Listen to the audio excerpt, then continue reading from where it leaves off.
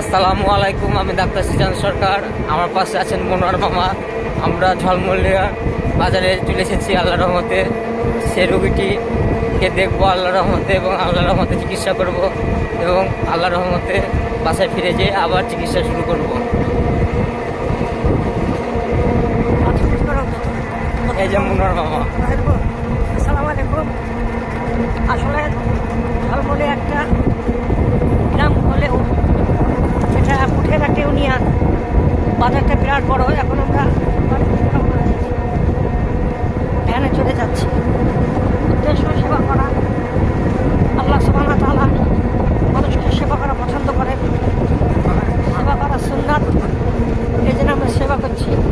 এখানে রোডটা বেশ সুন্দর, এখানে গাছ অনেকটা বেড়েছে, ভালোই লাগছে। সেজন্যই আমরা এখানে ব্লগিং করছি।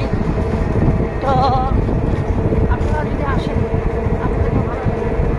এই যে সাইডে ধান প্লেট তো এদিকে ধান, এদিকে ধান।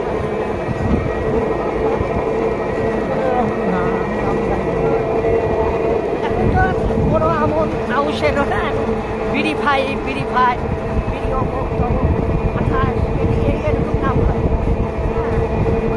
আগে যে ঐতিহ্য ছিল যে আমরা বয়ে পড়তাম যে ধান ছিল দুটা তিনটা, বড় আমন আউশ, পরে আসলো ইড়ি, এখন ইড়ি থেকে ইড়ি, তারপরে B4, B25, B28, তাই না?